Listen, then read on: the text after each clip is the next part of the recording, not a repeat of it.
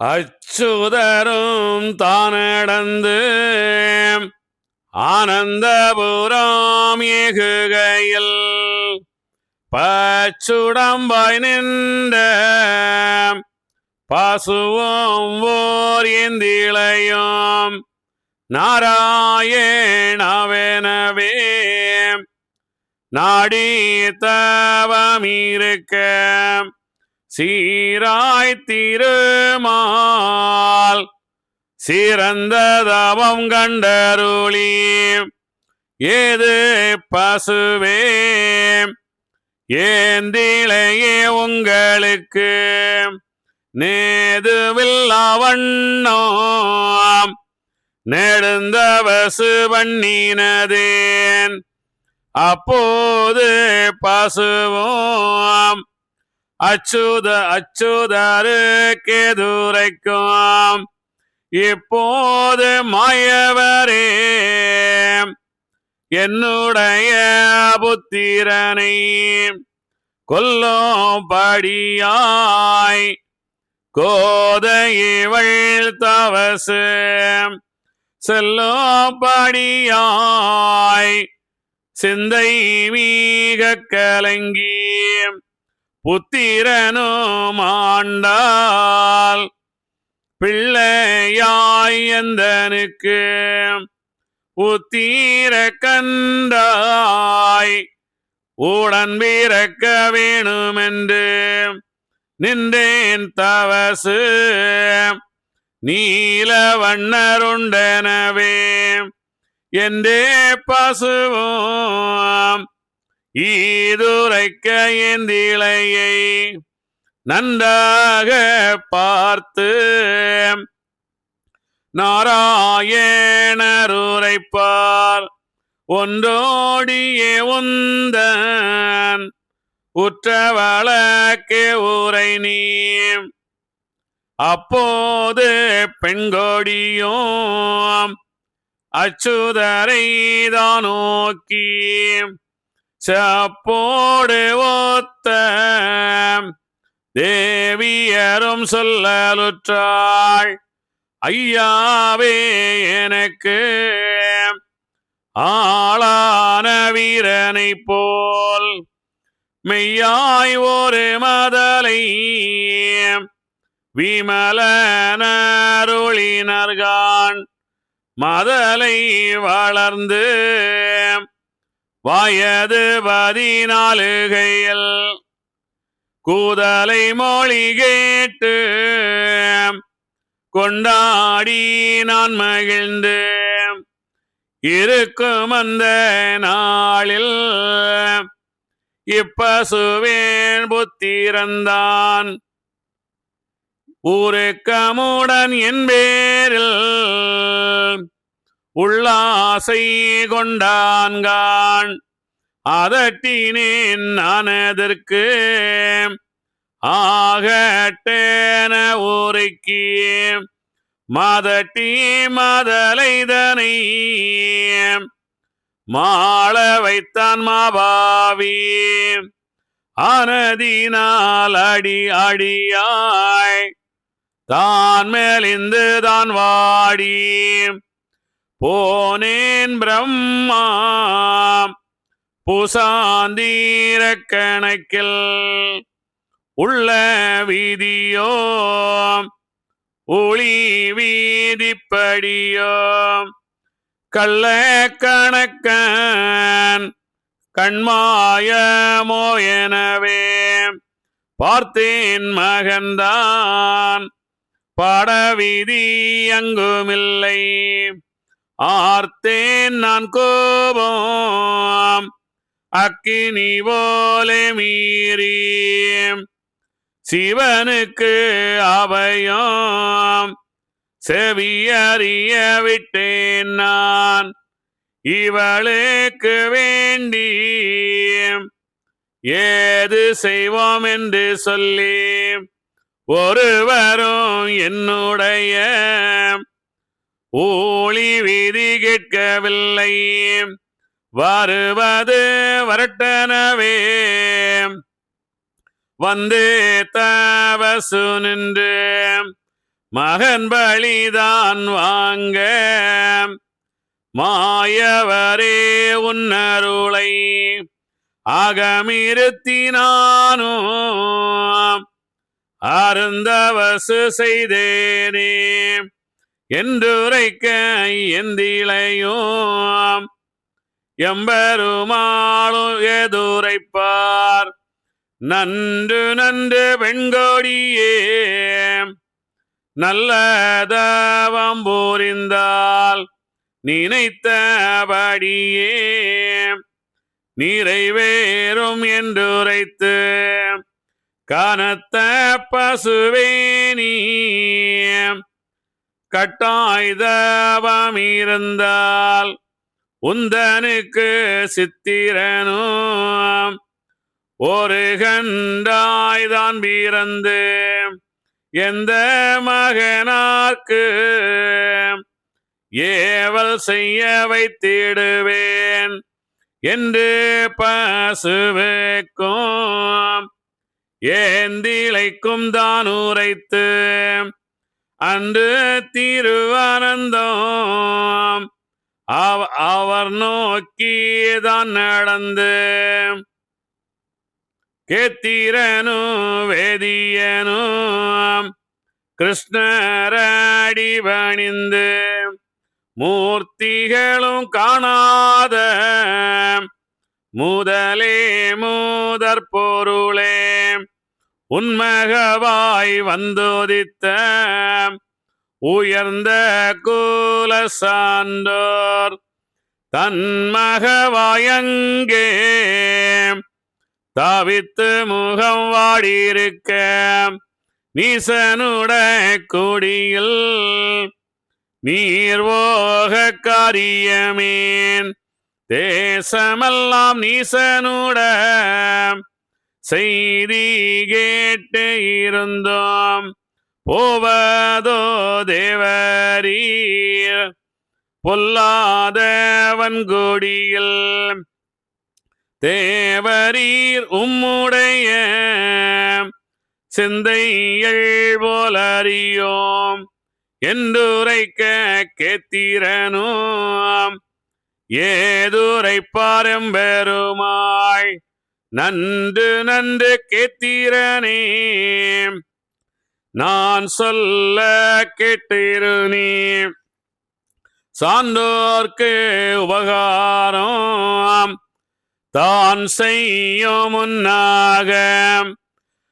பொன்றுகளின் ஈசனுக்கு புத்தி சொல்ல வேணுமென்றும் அல்லாமல் குரோணி அவன் மாய இவன் வரையும் எல்லாம் தான் சொல்லு இடரு வையாதபடி சான்றோர்கள் தன்னிடத்தில் சாங்கமாய் போயிருந்து ஆண்டோர் தான் எங்களையும் ஆளிய வைத்தீர் என்றுரைப்பான் ஆனதால் நானும் அதற்கிடைகள் வையாமல் ஈனமொரு ஈசன் இடம்போரேன் என்றுரைத்தார் அப்போது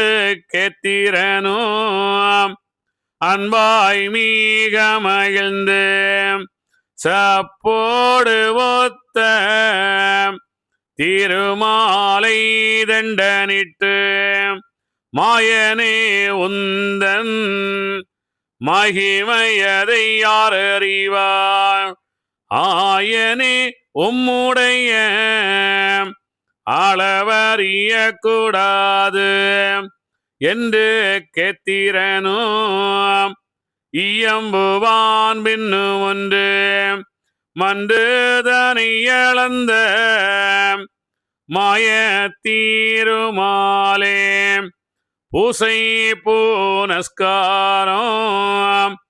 பெரிய தீபத்துடனே நீசனுமங்கு நினைத்து நித்தம் செய்வானே எந்தனுக்கு என்ன லெக்கு கூறியனவே சிந்தை தெளிந்து செப்பி வீடைதாரும் என்றுரைக்க கேத்திரனும் ஏதுரை பாரம்பெருமாள் இன்று நீ கேட்டதற்கு இத இயல்புரைக்க கேளே.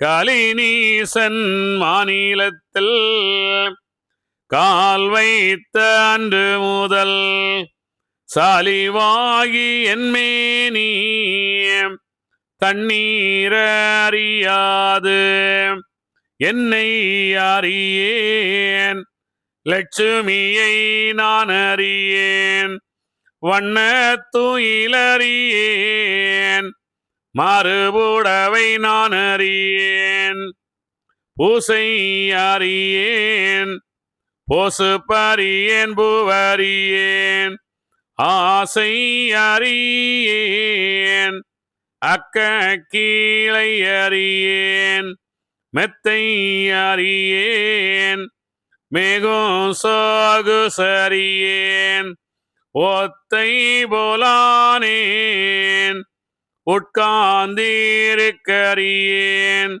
மேடை அறியேன் மகிழும் சீரிப்பறியேன் தோளழகை நான் அறியேன் சுருதி மொழி அறியேன் ஆள வைகுண்டோம் அரசு மேடை அறியேன் இத்தனைகள் நான் அறியாம் எண்ணமது நான் அறியேன் புத்தியுள்ள கேத்திரனே பூசை பூயற்பதெல்லாம் மாய கலியறுத்து வாய்த்த நாடாழ்வதற்கு நியாயமுள்ள தருப்பட்டோம் நான் சூட்டி தர்மமதாய் ராட்சியத்தை ஆள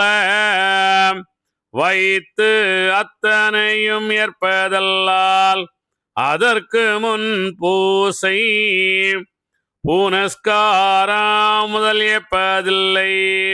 இதற்கு முன்னே ஏற்பவர்கள் எனக்காகாதே போவார் என்றந்த கேத்திரனுக்கு இத்தனையும் தான் கூற அந்தந்த நீசன் அவ்வூரில் எம்பெருமாள் நீசனிடத்தில் நீலவண்ணர் வந்ததுதான். இங்கே திருவனந்தம் நோக்கி வந்து கொண்டிருக்கும் போது அடுத்த ஒரு நிகழ்வு நிகழ்கின்றது. என்ன நிகழ்வு அப்படின்னா, அங்கே ஒரு பெண்ணும் ஒரு கன்றும் ஒரு பசுவும் தவமியற்றுகின்றது. இது ரொம்ப அற்புதமான விஷயம். இதெல்லாம் என்ன நடக்குது, எங்கே நடக்கின்றது? அது அந்த அந்த பசுவிடம் கேட்கின்றார் பகவான், நீ எதற்காக தவம் ஏற்றுகின்றாய்? தவம் யார் ஏற்றினாலும் நம்முடைய மனதில் இருக்கின்ற அந்த ஐம்புலன்களில் பள்ளி கொண்டிருக்கின்ற அந்த மகாவிஷ்ணு கேட்பார். அப்போ இங்கே அகிலத்திரட்டமான அகத்தின் திரட்டாக இருந்தால் அங்கே அந்த சிவகாமி அந்த இதுக்கு முன்னாடி சொல்லுகின்றார் அல்லவா, அந்த பெண் ஏமனை நினைத்து ஏமனை கொள்வதற்கு தவம் ஏற்ற வேண்டும் சொல்வது போல இங்கே என்ன நடக்கின்றது ரொம்ப முக்கியமானது. ஏன்னா அங்கே அந்த அந்த பசு சொல்லுகின்றது, நான் என்னுடைய கன்றை அந்த பெண் கொல்லுவதற்கென்று தவம் ஏற்றுகின்றாள், என்னுடைய கன்றை அவள் கொண்டால் மீண்டும் இந்த கன்று எனக்கு மகனாக பிறக்க வேண்டும் அப்படின்னு கேட்கின்றது. அப்போ பகவான் சொல்லுகின்றார், நீ தவம் ஏற்று அப்படின்னு சொல்லிட்டு, அதுக்கு நீ தவம் ஏற்றுன்னு சொல்லிட்டு அங்கே அந்த பெண்ணிடம் கேட்கின்றார். அந்த பெண் என்ன சொல்லுகின்றாள் அப்படின்னா, ரொம்ப ஒரு முக்கியமான விஷயம் இது.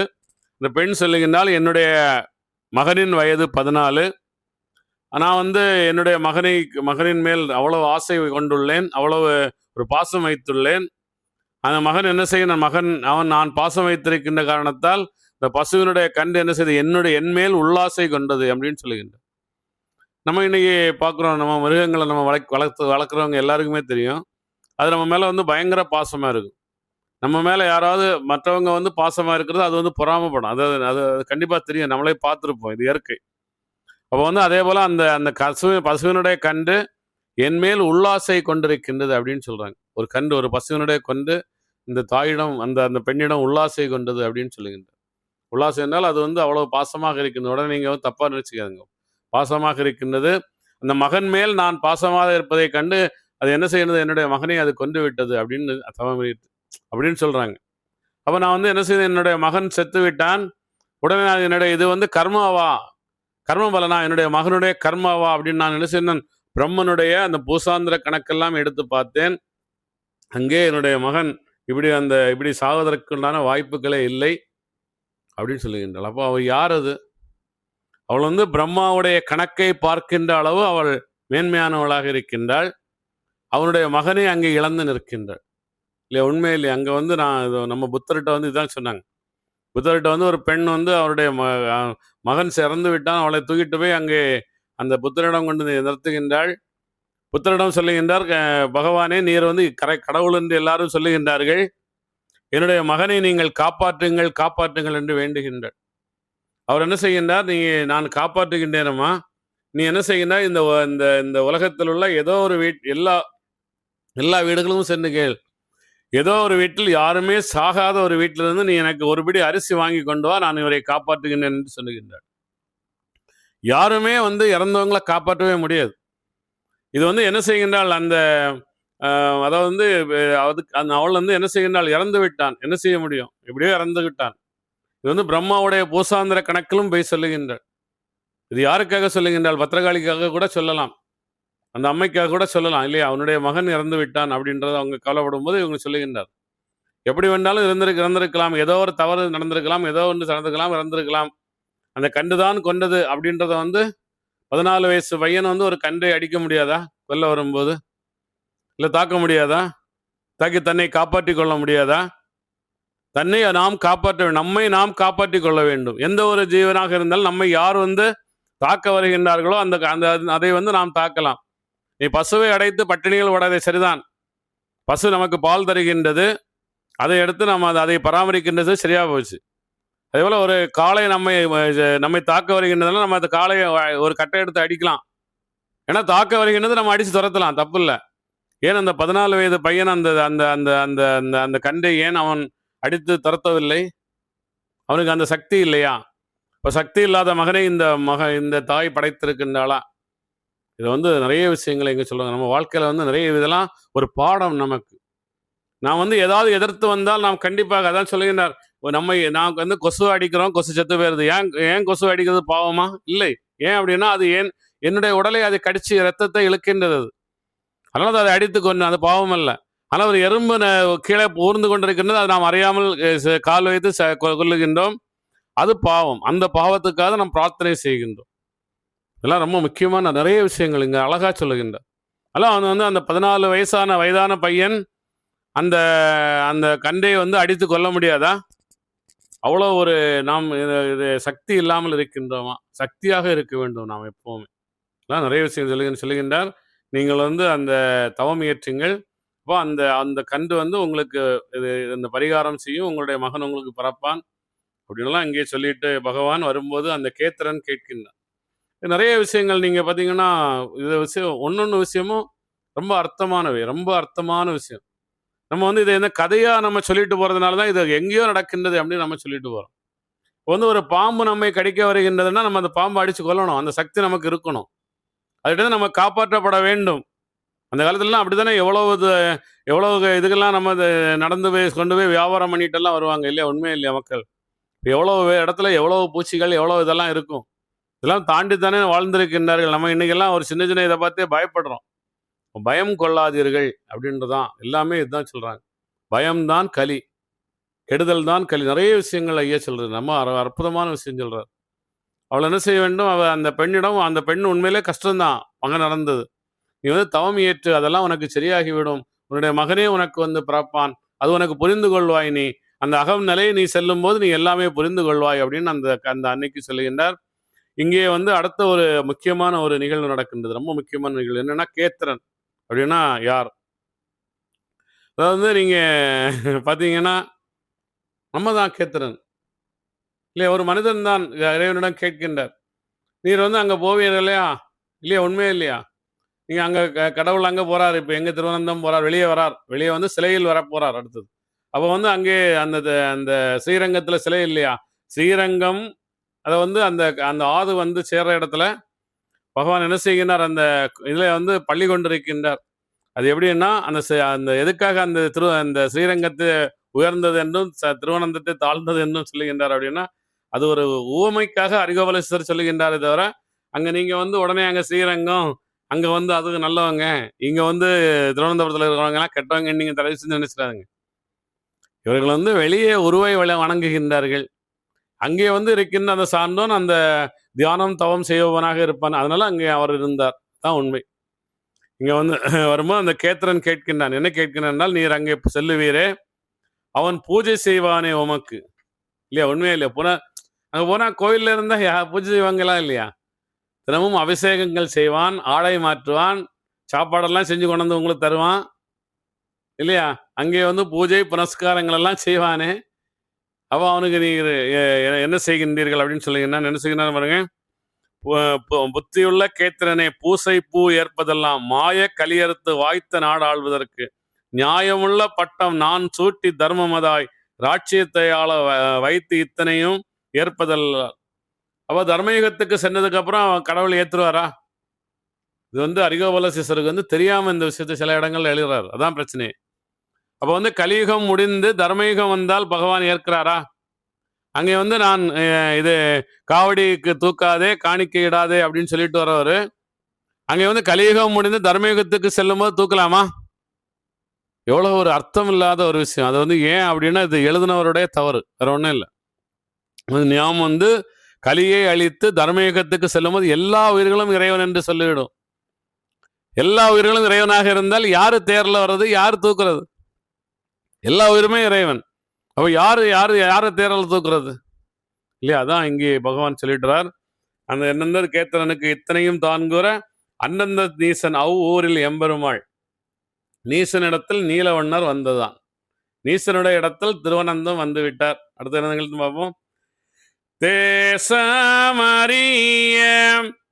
செச்சை பூலட்சி கண்டு ஒளித்தார் ஒரு இடத்தில் ஊர் தேசமும் அறிய விழித்தாள் புலச்சி வீதமறிந்து எல்லோரும் நீசனறிந்து நெருங்க மணி மேடை வைத்து வீசை முறுக்கி வீசையாக வந்து நீசன் கோவில் சிவாலயங்கள் கொந்து கொந்தாய்தான் அமைத்து பாவித்து பூசை பண்ண தூணிந்தனே வாடை கமகமன வாத்தியங்கள் நின்றதீர தீபா புலட்சி தீவட்டி தான் கொடுக்க பாவ குடும்பத்தோர் பண்ணினார் செய்யது. அதாவது இது வந்து எல்லோருமே கண்டிப்பாக தெரிஞ்சுக்கணும். இந்த வரைகளை எல்லாம் படிச்சுட்டு அந்த ஐயாவளியில் இருக்கிறவங்க எப்படி இந்த உருவத்தை செய்து வைத்து இந்த புடவையை வந்து அந்த சேரில் போட்டு சுற்றி இதுதான் ஐயான்னு சொல்லிட்டு அதுக்கு பூஜையை போட்டு கும்பிடுறாங்கன்னு ரொம்ப ஆச்சரியமா இருக்கு. இந்த வரிகளெல்லாம் இவங்க படிச்சதே இல்லையா? இல்லை இவங்களுக்கெல்லாம் தமிழ் தெரியாதான்னு நமக்கு ஆச்சரியமா இருக்குது. என்ன நிஜமாவே நீங்க பாருங்க, அதை வந்து பூஜை செய்பவன் பாவ குடும்பத்தார் அப்படின்னு சொல்லுகின்றார். எவ்வளோ ஒரு ஒரு ஒரு விஷயத்தை எவ்வளோ ஆழமா சொல்றாங்க பார்த்தீங்களா? ஆனால் இப்படி நம்ம எவ்வளோ அசிங்கமா நம்ம நடந்துக்கிறோம். இப்போ நீங்க வந்து கோயில் கட்டுவதால் 7 ஜென்மத்தில் புண்ணியம் கிடைக்கும், கோயில் கட்டினால் 7 தலைமுறைக்கு வந்து புண்ணியம் கிடைக்கும் அப்படின்னு சொல்லலாம் நிறைய நம்மளுடைய இதெல்லாம் சொல்றாங்க அப்படின்னு சொல்றாங்க. கோயில் கோயிலாக கட்டி தள்ளுறாங்க. நிஜமா ஏதாவது ரொம்ப ஆச்சரியமா இருக்குது. எனக்கு தெரிஞ்சு இங்கே ஐயாவளி தாங்கள் வருதுல வந்து 10 அவதாரம் ஹிந்து தர்மத்தில் சொல்றது போல மச்சம் கூர்மம் வராங்கன்னு வரைஞ்சு போட்டுருக்குறாங்க. வந்து இது ஒரு அர்த்தம் இல்லாத எவ்வளோ ஒரு அசிங்கமான தொழில். இதை பசியம் பாருங்க, வந்து என்ன சொல்லுகின்றாருன்னா பாவ குடும்பத்தாருன்னு சொல்றாரு. எவ்வளோ ஒரு விஷயம். அதே பாவ குடும்பத்தார் தானே இன்னைக்கு அந்த நீங்க ஐயாவளிலையும் பூஜை பண்ணிட்டு இருக்கிறீங்க. பேய் வழிபாடு தான், பேய் வழிபாடுன்னு நம்ம சொல்றோம். சோத்து வழிபாடாக மாறிட்டு பேய் வழிபாடாக மாறிட்டு ஐயாவளி. ஏனென்றால் உருவத்தை உருவத்தை நீங்க வணங்கவே செய்யாதுங்க. வெளியே நீங்க இறைவன் என்று வணங்கவே செய்யாதுங்க. அதெல்லாம் நீசன் தான்.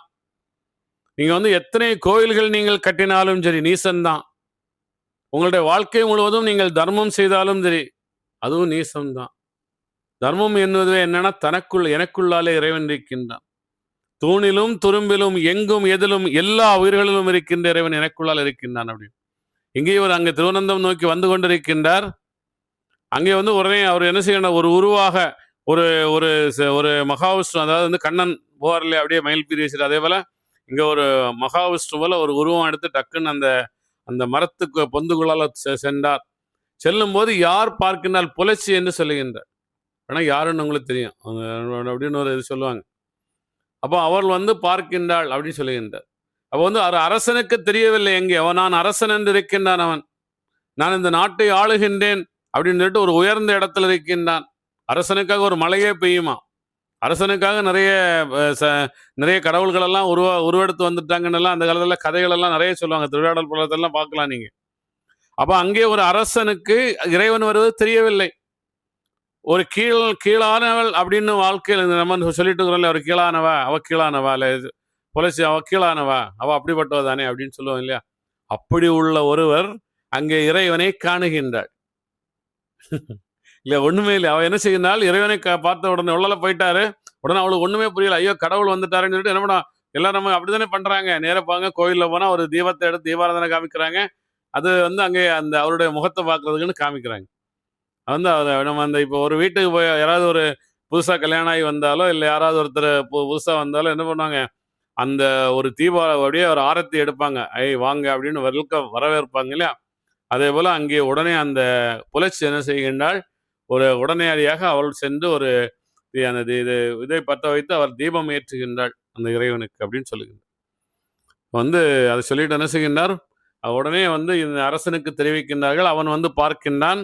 அங்கே கால், உடல், தலை, அறிவு, உடலில் வந்து அந்த இயக்கங்கள் எல்லாம் இருக்கின்றன. கால், கர்மா, அப்படி மூன்றாக அவன் பார்க்கின்றான். அதே போல அவன் கோயில் கட்டுகின்றான். அங்கே யார் பூஜை செய்கின்றார்கள், பாவ குடும்பத்தோர். நீங்க வந்து அதுக்கு தான் ஐயா என்ன சொன்னார், தாங்கல்கள் பதிகள் அமைக்க சொன்னார். தாங்கள் என்றால் வழிப்போக்கர்கள் தங்கி. இவன் வந்து ஒருத்தர் நம்ம அந்த காலத்துல எல்லாம், இப்ப இன்னைக்கெல்லாம் நம்ம வந்து காரு வண்டி நம்ம வீடுகளுக்கு போய் சேர்ந்துடும், அது வேற. அந்த காலங்களில் நடந்து செல்வார்கள் அந்த வியாபாரத்துக்கு, அதுக்கு இதுக்குன்னெல்லாம். நடந்து செல்லும் போது அவர்களுக்கு தங்குவதற்காக அந்த தாங்கல், அதான் தங்கி அங்கேயே நடக்கின்ற அந்த பிரார்த்தனையில் கலந்து கொண்டு அங்கே அந்த தியானம் செய்து கொண்டு அவர்கள் செல்வதற்காக தாங்கல் என்று வைத்தார். பதி என்பது பள்ளி, அதான் பதி. அங்கே என்ன சொல்ல வேண்டும், இந்த அகில திரட்டமான இருக்கிற கருத்துக்களை சொல்வது, எல்லோரும் சேர்ந்து கூட்டு பிரார்த்தனை செய்வது, இதுதான் வந்து பதி என்று சொல்லுகின்றார். இன்னைக்கு எல்லாம் கோயில் ஆகி போச்சு. எங்களுக்கு வேற ஒரு தாங்கல் என்று தான் வச்சிருந்தாங்க. ஒரு 10-20 வருஷத்துக்கு முன்னாடி வரைக்கும் தாங்கலா இருந்தது. இப்ப என்னாச்சுன்னா திருப்பதி ஆகி போச்சு. 7 மலைக்கு தாண்டி இருக்கிற திருப்பதியே ஆகி போச்சு இப்போ. அப்ப என்ன அங்க நடக்கும், அதுக்கப்புறம் என்ன, அங்க பேய் வழிபாடு தான் நடக்கும். இதுதான் அங்க நடந்து கொண்டிருக்கின்றது. உண்மையா இல்லையா. பாவ குடும்பத்தோர் பண்ணினார் பூசையது, பூவதுகள் ஓட்டு போற்றி நிற்காதே என்று சொல்லுகின்றார் ஐயா. அதுக்கு பின்னாடி சொல்லுவார். நம்ம இன்னைக்கு ஏதாவது ஒரு தாங்கல் பதிகளில் பூ போடாம நீங்க போட்டி நிற்கின்றீர்களா? ஏதோ ஒரு தாங்கல் நீங்க சொல்லிருங்க பார்க்கலாம். நம்ம பூ போட்ட, பூ வந்து வாசத்து எதுக்குன்னா 10 பேர் 20 பேர் நின்று பிரார்த்தனை செய்யும் போது அவங்க உடல்ல வேர்க்கும். ஏன்னா 17 நிமிஷம் நம்ம அந்த பிரார்த்தனை செய்கிறோம். அந்த பெரிய உடற்படிப்பு இல்லை உச்சப்படிப்புனாலும் மத்தியானம் அந்த வெயிலில் நம்ம வந்து ஒரு 7 நிமிஷம் சொல்லலாம். எல்லாருக்கும் வேர்க்கும், அந்த வேர்வை ஸ்மெல் அடிக்கும், ஏதாவது ஒரு ஸ்மெல் வரும். அதுக்காக தான் பன்னீர் தெளிக்கிறதா அந்த பூ வைக்கிறது. அப்போ அந்த மனத்தில் இது தெரியாது, அதுக்காக வேற எதுக்குமே இல்லை. நீங்க வந்து இதெல்லாம் நல்லா கண்டிப்பா தெரிஞ்சுக்கணும். அப்போ நீங்கள் வந்து இந்த ஐயாவளி என்ன செய்கின்றது, இங்கே பாவ குடும்பத்தோராக மாறிவிட்டார்கள். இதான் உண்மை, இதான் சத்தியம். நம்ம அடுத்து என்ன சொல்லிட்டுறாங்கன்னு பார்ப்போம்.